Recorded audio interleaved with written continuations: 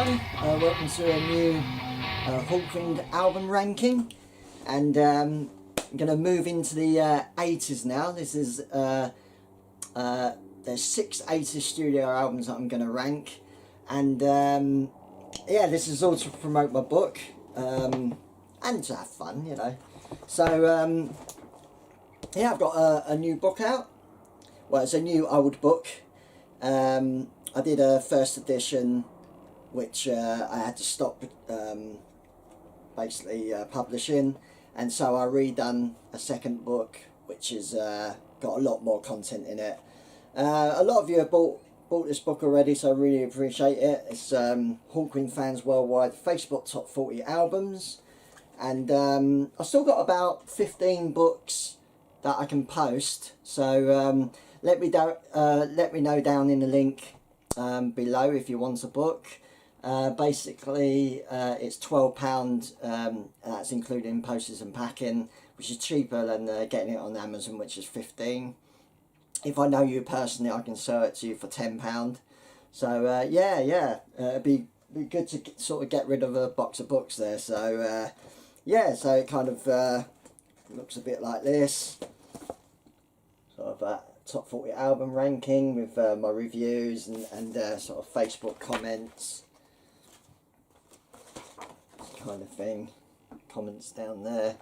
Really cool. I've done top 10 members, top 10 artwork, top 10 lineups, you know, all good nerdy stuff. So yeah, if you want to buy that, just let me know down below in the comments. So yeah, I did the 70s album ranking, which was good. I enjoyed that. There's not many Hawkwind album rankings on YouTube. In fact, I think I only found pretty much 2, and and no one's doing it like I'm doing it, splitting the decades and that. So yeah, so this is going to be good.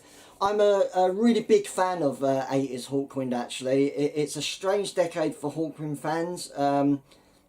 Some love the decade, some don't like that decade. A lot of the old sort of fans quite often don't really like the 80s content, which is a bit, well, it's a bit 80s, isn't it? But and then they kind of bypass it, get more into Hawkwind in the 90s. For me, I love the 80s Hawkwind. It's my second favourite decade, I would say. It's 80s, it's quite slick, but I don't think they sound like a lot of what was going on in the 80s. I mean, they didn't go down the path of like synth pop or something like that, you know, which as much as I like Bob Calvert, he kind of went down that path musically, and it was a bit, they maintained quirky, interesting synth pieces, with the bringing back Lloyd-Langton, give them a really their own sound. Really, Lloyd-Langton has a really distinctive guitar sound, which I absolutely love. So that's part of the reason why I like the 80s. It has a kind of hard rock, heavy metal feel, a lot of it, which is fine with me because I like that sort of music anyway. So I really like the 80s stuff. Actually, I think it's really good. So I'm going to do my I'm going to, obviously in reverse order, we're going to start with 6, and I'll compare it to the top 6 80 studio albums, because I put the separate polls up as well for people to look at, and so it'd be interesting to see how I compare. There's a few differences actually. So I'm going to start with my 6. I like all the albums. This album coming up I didn't like for quite a long time, because it's a little bit of a one-off sort of album by Hawkwind. It's very synth based, not a lot of guitar really, a lot of experimentation, but people really like that, I think. But I've got this down at number 6, and actually you've got it as number 3, so it has become a bit of a cult kind of favourite, and I'm talking about Church of Hawkwind, which come out in 82. They're very prolific around this time, a lot of albums. Yeah, like I say, I never really liked this. There's not really many songs as such on it. It's a lot of experimentation. Nuclear Drive, It's pretty cool, quite rocky. Star Cannibal is quite a good song. They've actually redone that as Flesh Fondue, which was on their last album, which I prefer actually than the original version. It's more rock sounding. But Star Cannibal, like you know, human eating aliens is pretty bad lyrically. I really like it. Phenomenon of Luminosity. It's okay. I think that's just a spoken word synth thing. Someone spotting UFOs. 4-verse City is like a spoken word song by Brock. The Church, another synth piece. The Joke at the Gate, Harvey Bainbridge synth piece, which I actually really quite like. I think it reminds me of Jean-Michel Richard. It always remind me of him actually, that song. Some People Never Die, which has the news snippets from the assassination of Senator Kennedy, and who else? It's a couple, isn't it? Oh, Oswald, Lee Harvey Oswald. Life Specific Data. I don't even bloody remember it. A Brock number. Experiment with Destiny is actually version of the world of a Sonic Attack, which I prefer the Sonic Attack version because it has Hugh Lloyd-Langton solos on it, and also that weird spoken piece on it. I think it's a lot better. This version doesn't have them bits, and it has a little sort of fast kind of rocky section at the end. Still pretty good. The Last Messiah, a synth piece with Madam X crying, which is actually Chris Tate, and yeah, I like the last song, Looking in the Future. Pretty good song to finish off. So it's okay, but as you can see, there's not really too many songs on it as such, but people really like it. It is quirky and different, and it does come with a really awesome booklet actually, lyric booklet.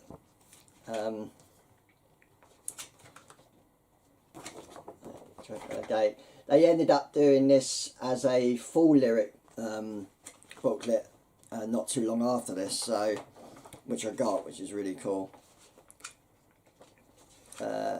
Yeah, I think it's mainly it's all John Coulthard, I think. All his drawings. It's really cool. I really like his drawings around this time. So there you go, Church of Hawkwind. Oh.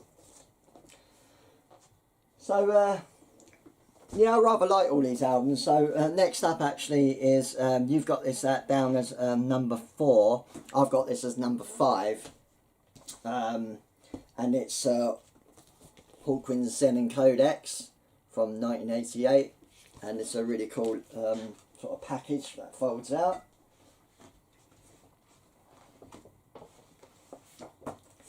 Brock's known as Dr. Hasbeen. He's known as Dr. Technical on that Church of Hawkwind as well, because he's more in his synth kind of mode.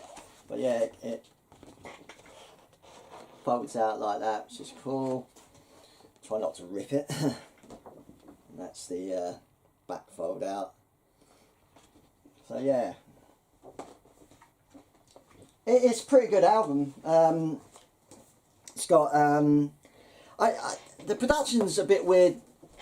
It's sort of quite hard to hear, for me anyway, what they're singing really. It's kind of quite lost in the mix a little bit, the vocals, but I do like the album. The War Survives is a really good rocking track.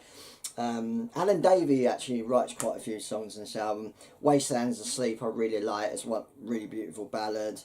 I really like the Neon Skyline Lost Chronicles medley. That's brilliant. Tides is okay. So I really like the first side actually. Heads is quite a weird song, but pretty good. It was actually that song was kept in the set list for quite a lot of years actually. Mutation Zone I don't really like very much. Kind of silly.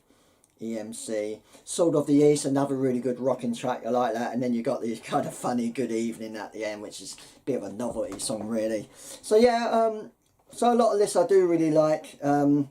It's the same lineup as Chronicle. I think So you had like Brock, Bainbridge, Alan Davey, Danny Thompson on drums, and Hugh Lloyd-Langton guitar. But yeah, it's a pretty cool album. There you go, sending Codex. Now the next two albums I really like a lot, and they're really low on the list. In fact, the two albums, the one after I'm going to show you, I was really disappointed how low it was in the list. But this is actually a 6th choice in the list, and it's really low in the top 40. But I really like this album, so this is my third. What's it? Yeah, four. Yeah, I'm losing count already. So yeah, this is my number 4. Your number 6, and it's Choose Your Mask, or Masks. Really good album. I would say my top 4 I really like quite a lot actually. Yeah, I don't quite know why. Well, I do know why people don't like it that much. I mean, it's got a very 80s production, drum machines, and things like that. But I think the songs are really good. I mean, Choose Your Masks, the title track's awesome. Dream Worker, I really like that kind of quirky instrumental by Bainbridge. Arrival in Utopia is awesome, written by Moorcock and Brock. Really good sing-along track that. They often stick that in the set list now and again. The Bizarre Utopia, if you want to get into it, you got to get out of it. Very strange song that. A pretty awful version of Silver Machine, I'm not going to lie. A bit annoying that they put that on there actually, when you consider just 3 years ago they blew it up on Live 79, so I found that a bit crappy. Void City, okay, goes on a bit, basically a synth piece, very 80s synth piece, that one actually. Then you get a Lloyd-Langton track, Solitary Mind Games, which I really like. I like a lot of the Lloyd-Langton songs, they're really good.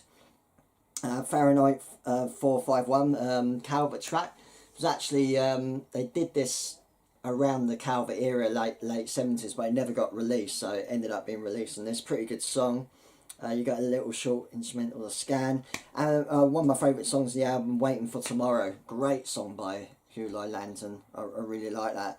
And this lineup did the 3 albums, Church of Hawkwind, Choose Your Mask and Sonic Attack. So it's like Dave Rock, Harvey Bainbridge, Hugh Lloyd-Langton and Martin Griffin on drums. So yeah, I think it's a really good album, and I was quite disappointed how low it is in the top 40, but I think it's great. I think this is great. My most disappointing, I think, moment in the book actually is actually how low this album is in the top 40. It's your number 5 album in the 80s, but it's very low down in the top 40. It's a great album, and for me, it's my number 3 from the 80s, and it's pretty cool actually because I've got this one. This one's signed actually. My dad, because a lot of these albums are from my dad, and he got a lot of these signed. So awesome Sonic Attack, which I'm wearing today. Great, it's great for a t-shirt. It's a brilliant t-shirt album. I love this album. You don't seem to. I think, sure, it still has that 80s kind of clean sound, but I think it's quite a raw, quite sort of heavy album, punky, bit metal. It also one of their darkest albums, I would say, lyrically. It's very paranoid, this album, like lyrically. So yeah, got Dave Brock signing there. You might not be able to see it. Yeah, maybe just about. Hugh Lloyd-Langton signature, and no, that's Harvey Bainbridge. Other side, I think, is Hugh Lloyd-Langton. So cool. I don't know where he got these signed actually. He told me, but I can't remember. This one comes with. Oh yeah, I've got the merch list from the time. You can't get these t-shirts for that price anymore. also lyric sheet as well. Oh. Great album. Obviously you got the title track Sonic Attack, a new version of it. I really like this version. Obviously the original was absolutely legendary, but I do like this version as well. You got the brilliant Rocky Paths by Lloyd-Langton, love that song. Psychosonia. I don't remember that song. How does that one go? Let's get the lyrics out.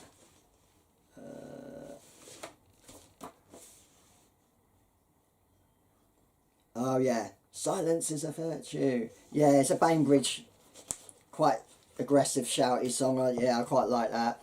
Version of the World are really good. Like I say, when I was talking about Church of Hawkwind, I think this version's better. Got beautiful guitar solo by Lloyd-Langton. You got the legendary Angels of Death. Why? How can you have this album so low? You got the legendary Angels of Death on there. Brilliant song. Always pops up on the even today Hawkwind play this song live. The brilliant Living on the Knife Edge, which they incorporated into a song in the 90s, just the lyrics into a reggae piece actually, which worked quite well actually. I didn't mind it, but I do like this original. Really cool song. You got Michael Moorcock doing some crazy vocals in coded languages. Mad song. I like it though. You got the beautiful, it's only about a minute long, it's more of an intro, but I really love it. Disintegration by Brock. Just beautiful, strange the way it's produced, with the phasing in and phasing out. Yeah, just keeps you like on edge a little bit. The whole album does really. Streets of Fear is a great sort of heavy, punky kind of track. I really like Streets of Fear, and Lost Chances is a really good song too. Oh yeah, I really love this album. Great album cover, but you don't agree. Okay. Well, a few did, you know, a few did, but yeah, cool stuff. So you sort of come into the kind of legendary top two really, and yeah, they're quite equal. I mean, like I did pick my favourite. Was always going to be my top, but I had to kind of re-listen to them again, and because my favourite is a little bit of a what we call in England a Marmite album, you love or hate, and like I think, do I dislike it as much as, you know, am I hearing what people are hearing when they dislike it? But we'll get to that anyway. This album was quite a sort of big comeback from really. It's a really good album, very slick, very clean, which obviously did put a lot of people off. Very musical, I'd say it's probably the most musically accomplished sounding album they've done actually, mainly because they got good musicians in. I'm talking about Levitation. Back cover there. It's my number 2 and it's your number 1. And it's actually really high up in the top 40 as well. I was quite surprised about that, how high it is in the top 40, but it's a really good album. Yeah, basically it's Brock, Lloyd-Langton, Harvey Bainbridge, Tim Blake on keyboards, who was on Live 79 as well. He left, but obviously come back in recent years. And for one album only, Ginger Baker, and you can pretty much tell his style of drumming. Great album, title track, amazing. Motorway Cities, excellent track. Them 2 tracks they've played live throughout the years. Either one or the other's usually in the set at some point. Psychosis, little instrumental before World of Tears. It's like kind of rocking instrumental I really like. There's if you can find it, they did a video for it actually, and Levitation. But yeah, it was really good instrumental that by Bainbridge and Lloyd-Langton. You got the absolutely beautiful Who's Gonna Win the War. Beautiful song by, beautifully sung as well by Dave Rock. It's just amazing, with the prelude before by Tim Blake. Then straight into the Heavy Space Chase, another instrumental. This one's like upbeat and I'm rocking, really like it. The 5th Second of Forever, I like this song as well. I love the sort of gentle acoustic intro to it. But yeah, really good song. And the wonderful Dust of Time as well at the end is really great. Another sort of great chorus and just a great tune all round. So yeah, absolutely fantastic album. You know, for people that don't like it, I can understand, you know, it's very slick or whatever, but yeah, really fantastic album. So that's my number 2. So yeah, I was like, when I listened to this recently, I'm like, this is such a fucking good album. I mean, like, honestly, like, I don't care what certain people think. This album's so good. And it is kind of right up my street, I guess. This album's probably the most sort of, quote, heavy metal album, I suppose. It's quite a straight rocker, but it has really excellent synth pieces too. Great story, of course. It's all about me. It's the brilliant Chronicles of the Black Sword. Fantastic album cover as well by John Coulthard. Is it John Coulthard? I'm going to get his name wrong. So this is the same lineup again as, yeah, John Coulthard. Same lineup as Xenon Codex. I've got the version with the inside, which is not easy to find actually. So I think it was only limited amount that had that inside cover. It sounds really focused, the album, you know. Obviously maybe too focused, maybe too produced and focused, but it just sounds so focused, and the live album that come with it is just amazing. So it starts with the awesome Song of the Souls. It's about Elric, about the Elric books, their first sort of proper concert album actually. Great sing-along, Song of the Souls, love it. Shade Gate is a really good instrumental piece by Bainbridge, love that. The Sea King, another heavy rocker by Lloyd-Langton, great. There's lots of really great catchy choruses on this album. Another moody instrumental piece by Bainbridge, The Pulsing Cavern, is really good. Elric the Enchanter, title track, really like it. It's like a song in 2 parts. Second part is sung by Davey, really good, really excellent. And then you got the legendary single Needle Gun, which it's a great song, you know. I think it's like, it's got quite a sort of pop catchiness.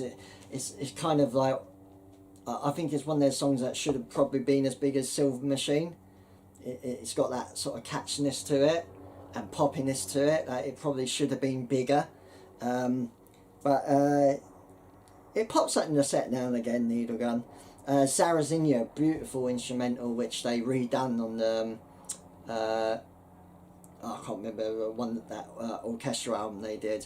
And when I see them live at the Palladium, that was the highlight for me, Sarazinha. It was amazing actually, hearing Brock sing that. I don't think I've ever heard that live, you know, in person. And when the orchestra comes in, they change it up. They bring in drums and all the band in sort of halfway through. It's quite emotional, really well done. But yeah, I love that song. The Demise continues the story. Sleep of a Thousand Tears, pretty good rocking track. Chaos Army, and then Horn of Destiny, which is a great last song. Yeah, and you know, Elric getting killed at the end, certainly a big scream anyway. I love this album, it's so good. It's my number 1 album. It's your number 2 actually, in the 80s. But out of all the albums I did in the top 40, this definitely, by quite a way actually, definitely had a lot of comments, but definitely had a love or hate situation with this album. Like, some people hate it, some people love it. It's kind of that sort of album. I love it. I can understand why, you know, some Hawkwind fans don't. You know, I'm not oblivious to that. You know, I do understand. But no, I think it's fantastic. So there you go. My number 1 album, The Chronicles of the Black Sword. So thank thanks for watching. So the next is going to be the 90s. So there's a handful of albums, 1, 2, 3, 4, 5, another 6 albums for the 90s as well. So looking forward to that one. So once again, if you want to buy the book, let me know in the comments or contact me on Facebook or whatever. And yeah, I'll get one out to you. So thanks a lot, everyone. I'll see you soon.